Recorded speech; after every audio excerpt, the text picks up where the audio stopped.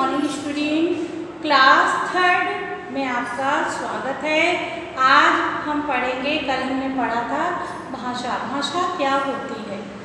क्या होती है भाषा? भाषा वह साधन है जिससे हम एक दूसरे के भाव विचार को समझ सकते हैं और वह हमारे भाव विचार को समझे। तो ये है आपकी class third A, Hindi grammar. Okay, date क्या है? 29।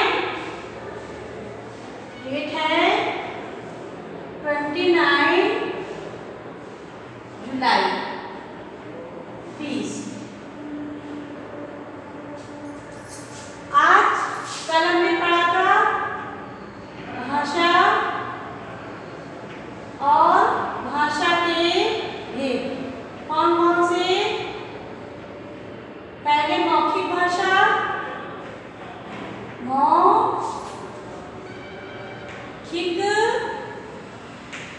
भाषा, फिर लिखित भाषा, फिर आपकी सांकेतिक भाषा। ठीक, ये हमने पढ़ा था कल। तो आज हम क्या पढ़ेंगे बेटा? आज हम पढ़ेंगे भाषा क्या होती है। भाषा बोलचाल लिखने का वह माध्यम है जिसके द्वारा हम अपने भाव और विचारों को दूसरे के समक्ष प्रकट करते हैं। मनुष्य ही एक ऐसा प्राणी है जिसके पास बोली है, अर्थात जो बोल सकता है, अपने विचारों को रख सकता है।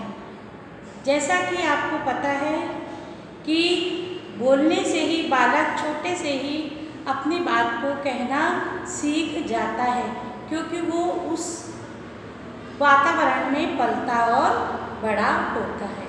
तो बोली क्या है या भाषा क्या है? एक दूसरे के भाव विचारों को समझने का एक माध्यम। ये 3 प्रकार की होती है, अर्थात इसके 3 भेद हैं। मौखिक भाषा, मौखिक भाषा जैसे क्लास में आपको जब पढ़ाया जाता है, कोई चैप्टर समझाया जाता है, तो आपकी टीचर मुख से बोल करके आपको कोई भी बात बताती है, वो होती है आपकी मौखिक भाषा।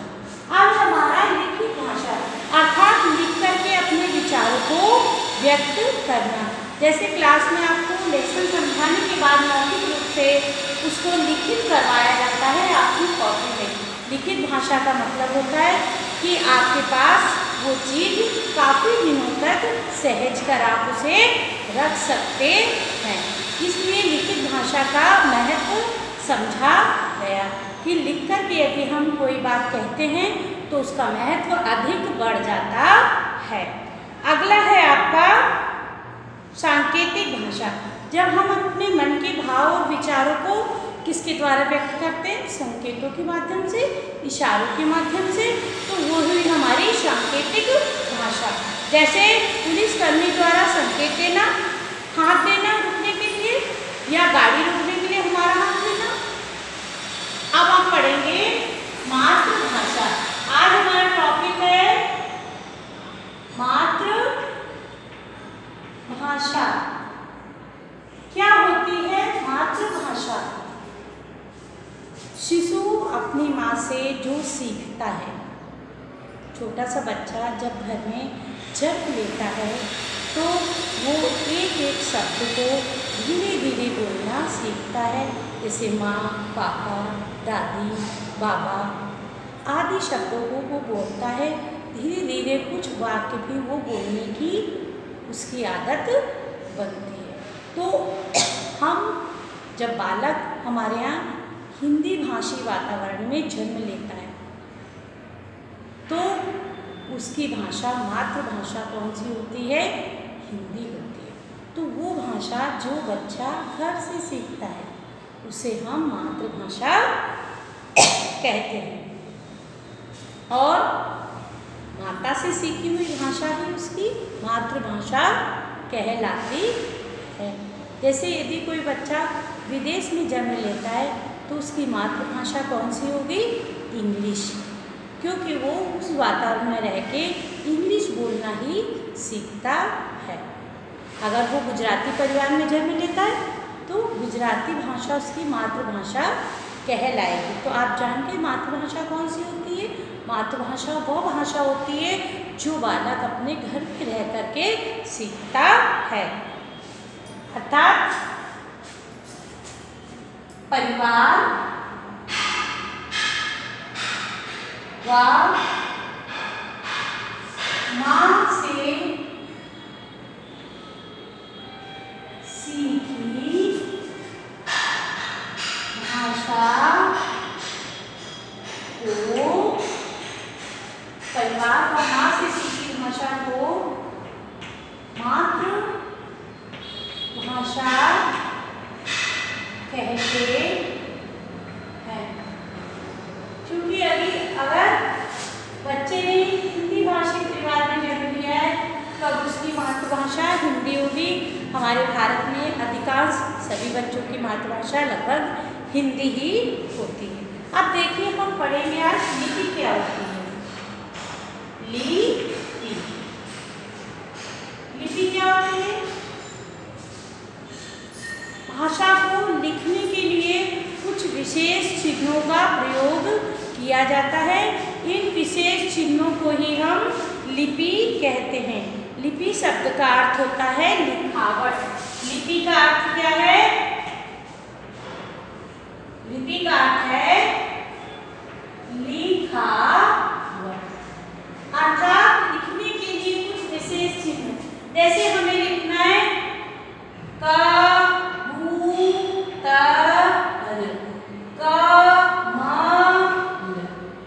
अब इन चिन्हों के द्वारा ही हमने शब्दों को बनाया है, तो ये एक लिखावट है।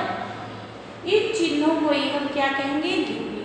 चूंकि हिंदी भाषा जो होती है, संसार में बहुत सारी भाषाएं प्रचलित हैं और भिन्न भिन्न प्रकार की उनकी लिपियां भी हैं।